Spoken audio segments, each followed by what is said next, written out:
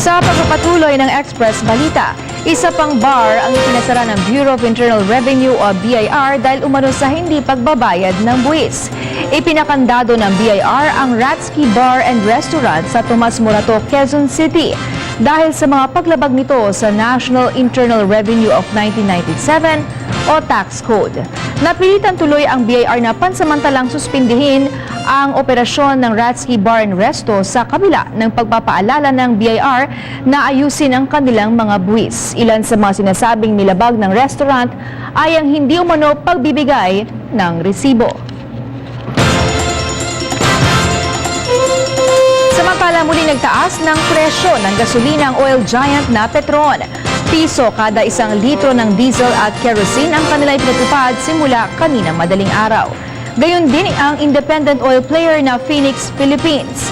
50 sentimos kada litro ng gasolina ang itinaas nila simula kaninang alas 6 ng umaga. Bago ang Petron at Phoenix ay nauna nang nag-anunsyo ng oil price increase ang kumpanyang Shell.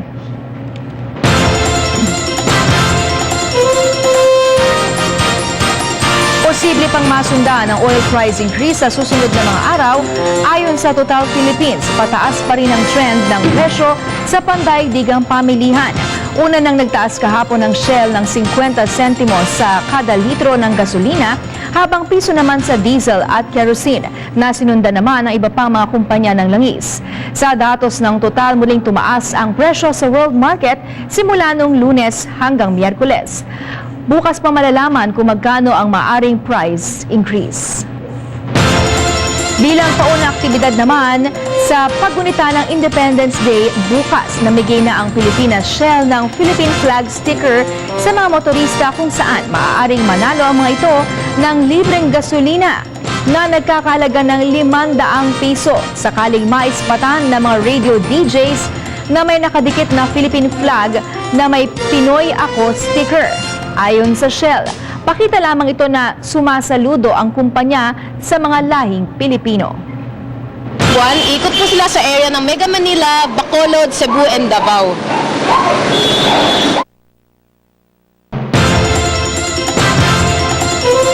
At magbabalik po ang Express Balita makalipas ang ilang paalala. Nagbabalik ang Express Balita. Nananatili ang Pilipinas bilang ikatlong bansa na pinakamalaking service provider sa labor force sa mundo.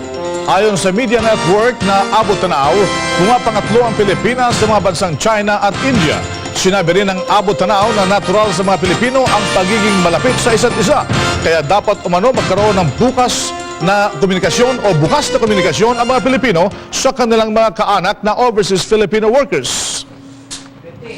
Higit 300,000 trabaho ang maaring applyan ng ating mga kababayan sa Kalayaan 2009 Mega Job Fair na gaganapin bukas sa buong Pilipinas.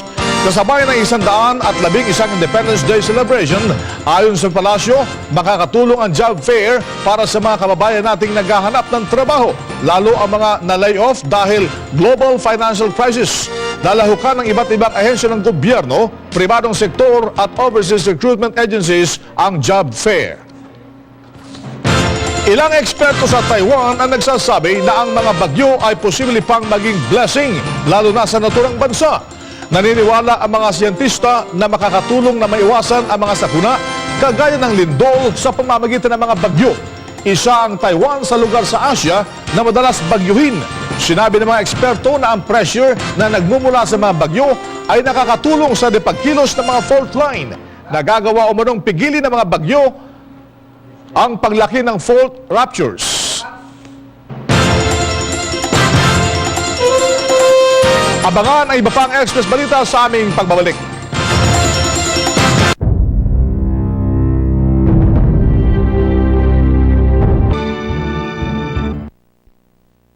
Dalawang taon ang inabot ng pamilya ni Rochelle Barameda sa paghahanap sa kapatid nitong si Ruby Rose. Kahapon lamang nakita ang bangkay ng kanyang kapatid na nakasemento sa loob ng isang tangke. Ang detalye sa Express Report ni Jinky Baticaros. Natagpuan na wala ng buhay sa loob ng isang cemented steel case ang kapatid ng aktres na si Rochelle Barameda. Si Ruby Rose Barameda ay 2 taon nang nawawala at hinahanap ni Rochelle at ng kanyang pamilya. Ayon sa ama ni Rochelle na si Robert Barameda, isa sa mga sospek ay nasa kustodiya na ng National Capital Region Police Office at tinukoy na umano nito ang iba pang may kinalaman sa krimen. Dinukot umano si Ruby Rose noong 2007 sa Cavite. Noong ding araw umanong yon ay isinilid ito sa isang cemented steel case. Kahapon, natagpuan sa isang fish port sa Navotas ang steel case. Isa na nga yung sumerender na yan na siya pumatay at siya pang mismong gumawa ng drum saka yung steel plate na siya pang nag-rating. Ang mga sinasabi pang suspect sa pagkamatay ng kapatid ni Rochelle ay ang asawa nito na si Manuel Jimenez III at ang father-in-law nito na si Manuel Jimenez Jr. Side, wala na akong plano pang kausapin sila. Malinaw na sa amin ng lahat na sila yung may kagagawa nito. So,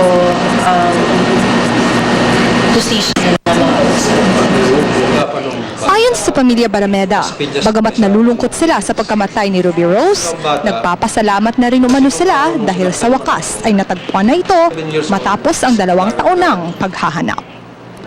Ako si Jinky Baticados, Nagbabalita Express. Sa ibang balita, nagpahayag ang palasyo ng Malacanang sa naging mapayapang kilos protesta ng mga tutol sa Constituent Assembly kahapon sa siyudad ng Makati. Ang detalye nito sa Express Balita ni Maricel Halili. Isang araw matapos ang demonstrasyon kontra Constituent Assembly, matunog pa rin ang usapin hinggil sa pagpapahaba ng termino ng Pangulong Gloria Arroyo. Pero ang palasyo ng Malacanang, walang nakikitang dahilan para patulan pa ang isyong ito. Kung if I were in position to advise the President, sabihin ko sa kanya, hindi niya kailangan sagutin ito because will you be able to guarantee that the critics will stop criticizing and throwing mud at the President if she makes a declaration? Hindi rin naman eh. Oh, even if the President would say nothing at all, she is still at fault. So whether or not the President would say something, critics would, read it differently still.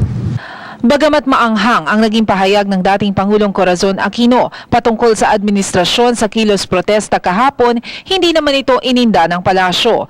Ayon kay Presidential Advisor on Political Affairs Gabby Claudio, ikinatuwa ng pamunuan na naging mapayapa ang nasabing rally na dinaluhan ng humigit kumulang 10,000 katao. Pero maliban sa boses na ipinarinig ng mga kontra-CONAS, marapat din umanong dinggin ang sentimiento ng milyon-milyong kataong hindi dumalo sa protesta. In the last analysis, I think the members of Congress concerned are accountable to their constituencies, no? And so let them be guided by the sentiments, by the opinions and the positions being taken by their respective constituencies. And Kaugnay nito, matigas na itinanggi ni Secretary Claudio ang posibilidad na magdedeklara ang Pangulo ng emergency power para pahabain ang kanyang termino. Ito ay bilang tugon sa pahayag ni Associate Justice Nonong Cruz. Paliwanag ng kalihim, kaliwat kanang hamon na ang dinanas ng Chief Executive mula nang maupo ito sa pwesto noong 2001, pero hindi nito ikinonsidera ang pagdedeklara ng martial law. Our Constitution explicitly states that martial law, hindi mapapatupad ang martial law kung hindi papayagan ng Senado at Kongreso. And any moves then can be questioned in the Supreme Court, no? At saka wala naman po tayong rebellion na nakikita. So talagang far off po yung naiisip na yun. Ako si Maricel Halili, Nagbabalita Express. At yan po mga pinakahuling balita na nakalap ng IBC News and Public Affairs. Ako po si Precious Hipolito Castello. Ako naman inyong katotong Bing Formento. Pansamantala kaming namamaalam at magbabalik bukas alas 4:30 ng hapon dito lang sa IBC 13. Mga katoto, mahalin po natin ang bansang Pilipinas.